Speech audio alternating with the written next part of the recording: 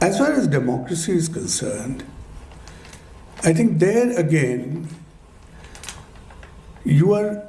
all the reports which are brought out by international organizations on assessing the status of democracy, they tend to show that there is a backsliding. And what was expected as a movement which will grow, spread further and deeper, is actually shrinking. I think Larry Diamond calls it democratic recession, just as you have economic recession. So he calls it democratic recession. And the other day I was reading an article by Pratap Bhanu Mehta, who quoted John Adams, the one-time president of the US, who talked about how democracies exhaust themselves. And if I am allowed to quote him, he says, democracy never lasts long. It soon wastes, exhausts, and murders itself. I think he said it more than 200 years back. But when you look at the report of these international organizations, and you must permit me to share a few statistics so that we understand the kind of process that we are going through.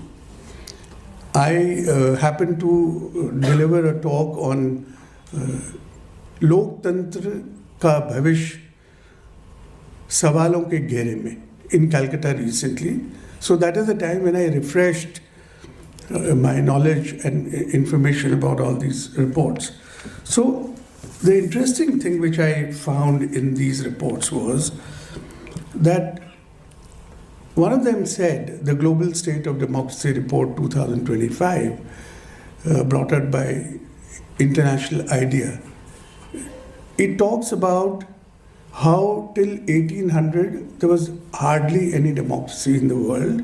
In fact, what it says is that there were two countries which were classified as electoral autocracies. And the number of people who lived in these regimes were about 22 million. This is obviously after the French Revolution. And then, interestingly, even in the 20th century, in the beginning, in the first half, there is not too much of democratization which happens in the world. I was surprised when I read that in the UN Charter in 1945, the word democracy was not even mentioned. In fact, they use an expression, we the people, which probably underlines the fact that the will of the people must infuse the working of all governments. That is implied. But the fact is that in 1950, according to this data, democratization spread and there were about 220 million people who were living in what they called liberal democracies and about 230 living in electoral democracies. So say about 45 crore people in the world had moved into regimes which were democracies. But by 1990, this number swells to 3 billion. And in 2016, more than half the population of the world is supposed to have lived in regimes which are classified as both liberal and electoral democracies. But now when you see the report of 2025, and this is across institutions, whether it is the IDEA Institute, or it is the Economic Intelligence Unit of The Economist, or it is Freedom House, and there is one more, VDEN. These are the major institutions which bring out reports. So all of them, they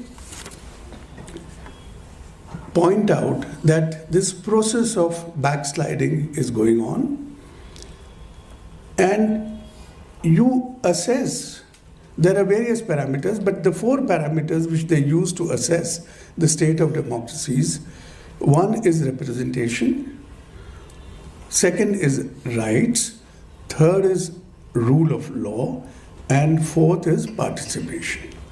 So they observe that in all the 4 parameters, there is a decline across the world. And then further, VDEM has this classification of putting countries into closed autocracies, electoral autocracies, electoral democracies, and liberal democracies. And there are some countries which are here or there, or neither here nor there, in the gray zone.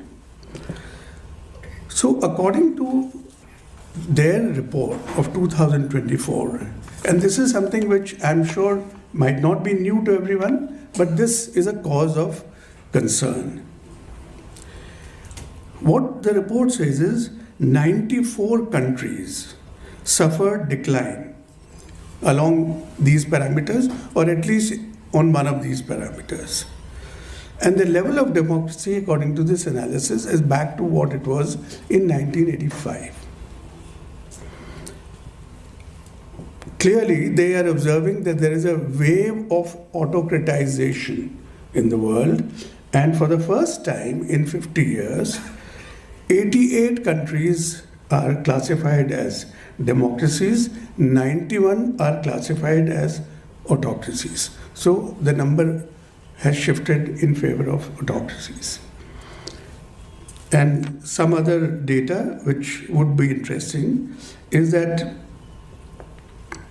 the share of world population in autocratizing countries has gone up from 7% in 2004 to 38% in 2024, and the total number of populations living in countries classified as autocracies has gone up from 49 to 72%. And conversely, democratizing countries have gone down from 13 to 6%, and democracies' total population has gone down from 51 to 28%. So, on the whole, about 5.8 billion people are living in autocracies, 3.7 of them in electoral autocracies, and 2.1 of them in closed autocracies. And then, of course, 12% people live in liberal and 17% live in electoral democracies.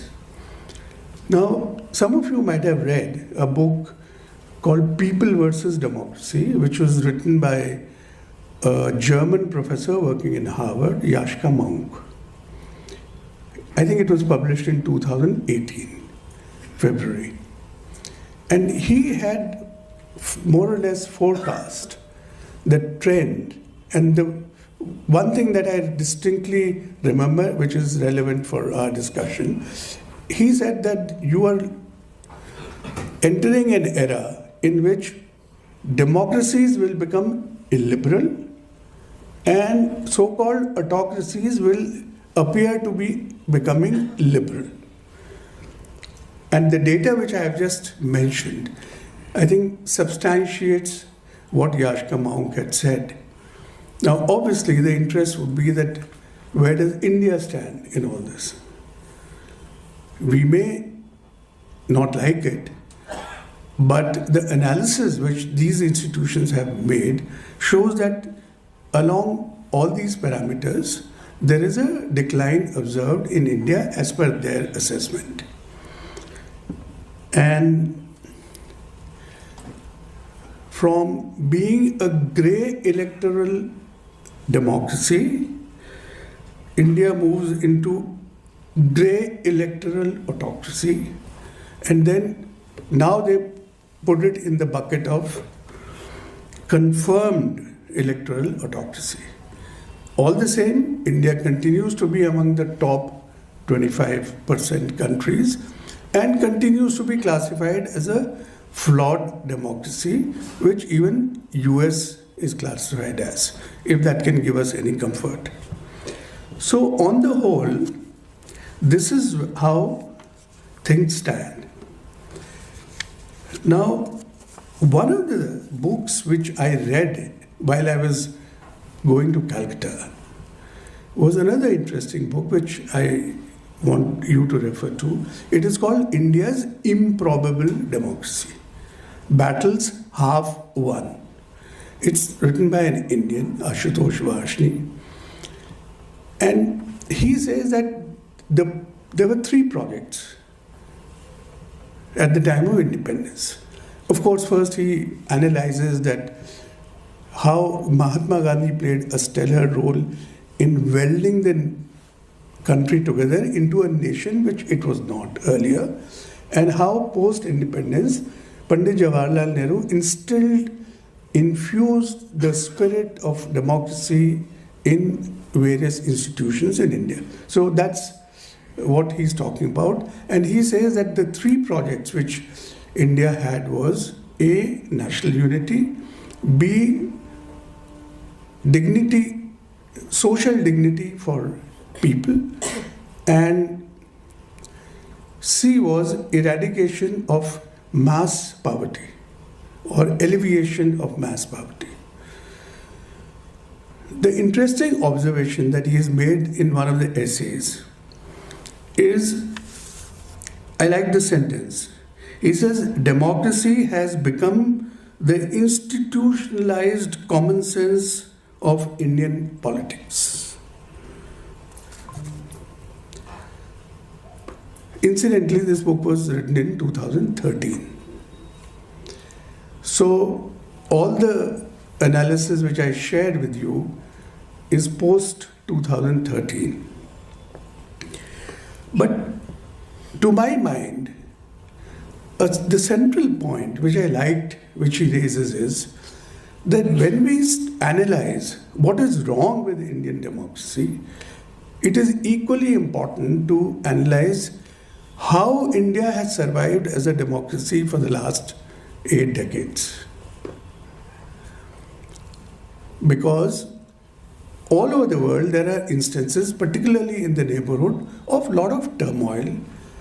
But amid this turmoil and amid all the tensions and differences within the country, India continues to be a democracy. So whoever tries to find the reasons of what is wrong with Indian democracy must also try to understand the factors which are the strengths of Indian democracy. Now, I'm not getting into all that, but to my mind, one of the strengths of the Indian democracy has been the integrity of its electoral processes. The fact that we have had 18 general elections successfully, the fact that more than 400 state assembly elections have taken place where governments have been formed, changed in many cases peacefully, the fact that nobody has till now said that I refuse to accept the mandate of the people. I think this is an important thing to appreciate, internalize, and I think it flows from the fact that the Election Commission of India, as it was conceived in the Constitution and as it evolved over time, has done signal service to the democratic processes in the country, at least in terms of a democratic election process. I am very fond of saying that the way Election Commission was conceived by the framers of the Constitution, apart from giving it the 3 responsibilities which we will talk about subsequently, to my mind, of all the constitutional bodies, this is the only body which has a direct truck or relationship with the people of the country. Because its responsibility lies in A, ensuring that people have their constitutional right to vote, and B, to creating a situation in which they are enabled to vote, and 3, to provide a level playing field when the process of election is on. If you look at all other constitutional bodies, whether it is the parliament or the courts, the tribunals, the Public Service Commission, the Finance Commission, all these institutional bodies, their work is in some way or the other related to the government. But Election Commission of India's work, its mandate, has no relationship with the government. It depends on the government for resources. That's fine, whether it is budgetary or manpower. It has to, because it is inconceivable that an organization which is mandated to conduct periodic elections should have a vast body of dedicated manpower. It's very unproductive, because last count in 2024 general elections, there were more than 11 lakh or about 11 lakh polling booths, and the total manpower employed in conducting elections was something like 15 million people. So obviously you don't need that manpower. But the Constitution, and this is unique about Indian Constitution, that it vested the Election Commission with the power to commission or to requisition the resources from the government. And I think they were careful not to use the word government, but president or governor. So that is the way this institution has been conceived. And I think it served its purpose pretty well. However, when you look at the recent past, and it is not that there were no controversies earlier, there have been controversies, but what happens with public institutions is that the amount of controversy about them which people talk about or believe in is proportionate to their credibility. So as long as you are very credible and the people think that yes, we can trust this institution, they will be able to digest any controversy about your institution. Of course, they will ask questions. But of late, an institution which always worked with transparency as its main tool is seen to be not so transparent in everything that it does. Secondly, especially in terms of the intensive revision exercise that was conducted, I think it received a lot of flack. And the flack was not on account of what it did, but what it intended. And that intention, unfortunately, came out through some of the phraseology which was employed in the notification which was issued on 24th of June. So revision of electoral roll is their constitutional mandate. It is a statutory responsibility. Nobody can take it away from them. And there have been revisions conducted for many, many years. In fact, some of them are annual. So there are various kinds of revisions which are done. First, the word used was special intensive revision, which is not used in law. But they are authorized, and accordingly they coined this word, because there is a provision for intensive revision, there is a provision for summary revision, and there are annual revisions which are carried out mandatorily in the state which is facing elections. But anyhow, this time the word used was special intensive revision. But more than that, I think there were two things which created further problem. One, they divided the existing electors into two categories, pre-2003 and post-2003. So this is a body of electors who have been enrolled after following the due process prescribed by the Election Commission. And in the notification of 24th of June, they have admitted that all these 7.89 crore people were enrolled following the due process and satisfaction of the ERO. So having gone through this process, what was the justification of making a distinction between the two groups? That's one point which is difficult to understand. Number two, even the electors who were enrolled after 2003, they were also put in three different categories, which had no basis as far as the Representation of People's Act or the registration of electoral rules is concerned. But the alignment which was being done through this classification was with the Citizenship Act. Now, but I think the most controversial part was that they used the word in the notification that those who were enrolled till 2003, it is a probative evidence of their eligibility and a presumption of their citizenship. Now, presumption of citizenship is a phrase never employed by the ECI earlier.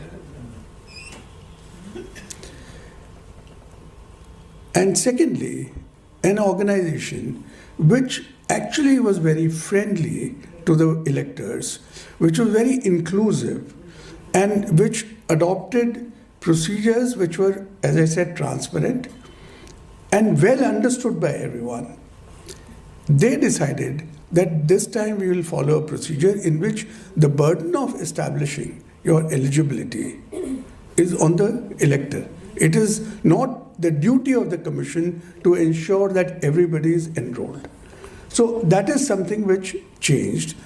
And people used to feel, and in fact it has been argued everywhere, that the fact that India has been able to achieve such a healthy 98-99% EP ratio is because of the inclusive approach that ECI has always followed. But that changed this time, and it led to considerable amount of controversy. And I don't think all the questions have been satisfactorily answered as yet, especially if the intention, as declared in the notification, was to remove ineligible electors and include eligible electors. That is a stated intent of the ECI. I'm not inventing this word. So eligibility is defined in Article 326. And eligibility is very simple. You have to be a citizen. You have to be more than 18 years of age, earlier 21. You should not be disqualified by any law, under any law, or you should not be declared of insane mind. So these are the only four factors which make you eligible or ineligible. And all these 78, 77 years, this is what the ECI used to do. They would include citizens, fully conscious of the fact that it's a very tricky thing. Because in a country where no document is issued by the government to establish your citizenship, how do you believe that somebody is a citizen? But Election Commission said that, okay, if you want to enroll first time, just give an undertaking that you are a citizen of India. And give evidence, A, of your age, B, of your identity, and C, of your being ordinary resident in a particular place.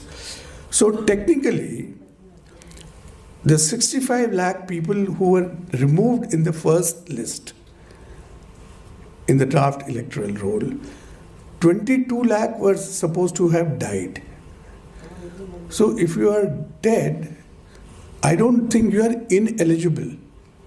You died, and by virtue of that, you ought to be out of the electoral roll, and that is something which is done regularly when rolls are updated. Similarly, if you have migrated from one place to another, you're not ineligible as an elector.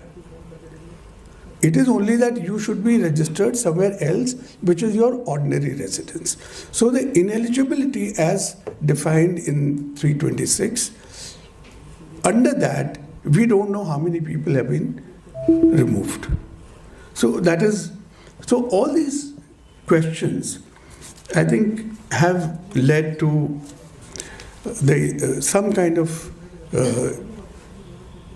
credibility of the ECI to be hurt.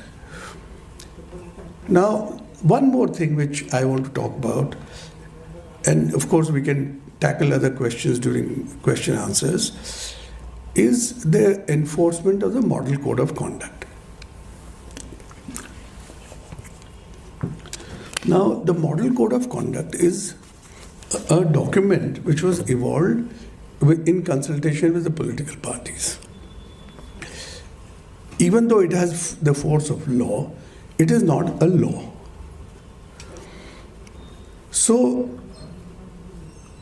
Election Commission of India, by not acting like a referee who looks at every player in the same way, as per rules.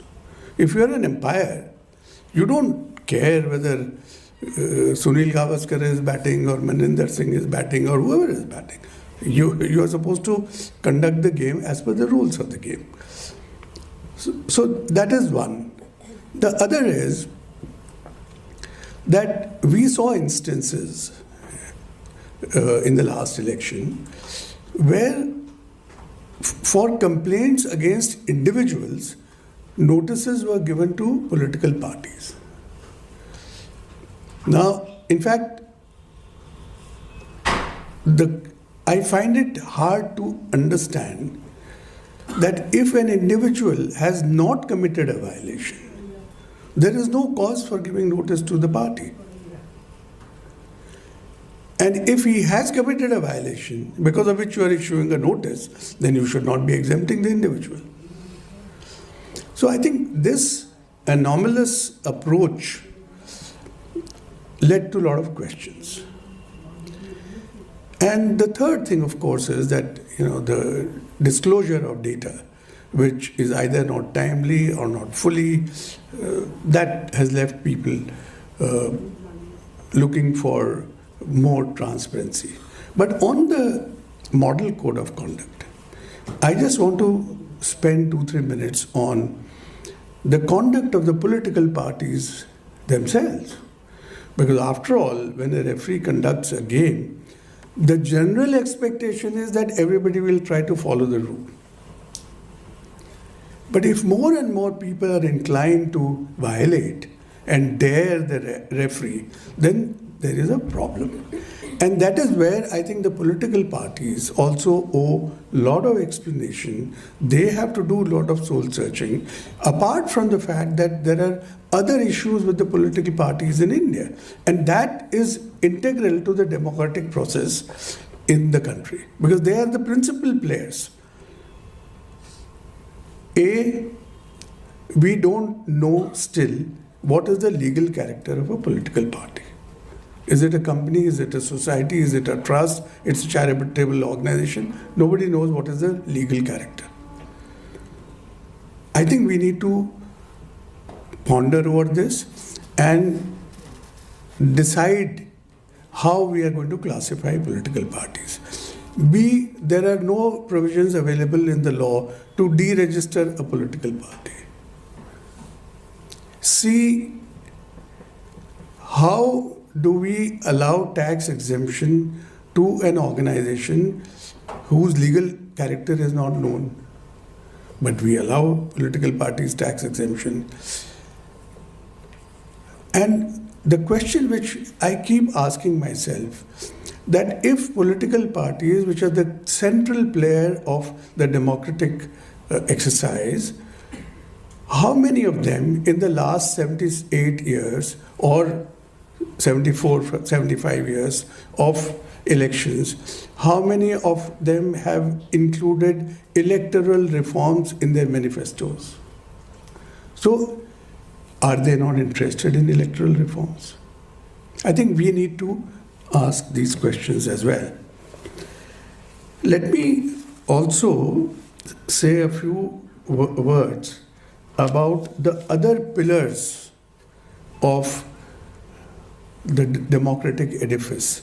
Because after all, when the Constitution gave rights to individuals, it created bodies which should protect these rights. And there again, I think there are growing questions and anxieties. Let's take the Parliament. Parliament is meant to basically legislate. So, how much time is Parliament spending on legislation? How representative is the Parliament? Is it not disturbing if people or candidates say when they are seeking votes that if you don't vote for me, don't come to me after the elections? So the nature of our representation in our democracy is such that even if you are to vote, get 10% of the votes in your constitution, you are representing everybody. If you take the approach that those who don't vote for me, I don't look after their interests, that's not the way a democracy can function. For that matter, all those who are below 18 years who have no voting rights, nobody's going to look after their interests. And actually, the other day I went to one of the colleges and I was talking to the youngsters and they said, we feel that nobody bothers for the youth in terms of political parties. And that is why we don't get attracted to political parties. And the other thing is that I think in spite of the fact that we had the 73rd and 74th amendments to the Constitution, the strengthening of the local bodies, whether urban or rural, which are essentially, which should be responsible for looking after the day-to-day requirements of citizens, that's strengthening has not been a priority with any government. And that is why the citizen depends so much on the members of parliament or members of legislative assembly.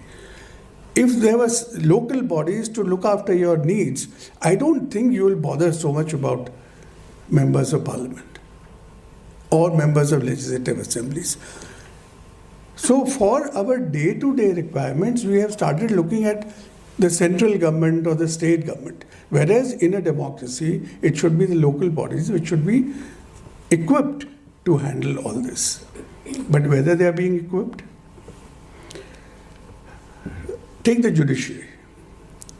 So again, several questions being raised about the judiciary, whether judiciary is timely and in an expeditious manner disposing of the cases which pertain to the rights of individuals, whether they are under trials under criminal laws or they are under preventive detention. So that there is a question mark. There is a question mark on the manner of appointment of people in higher judiciary.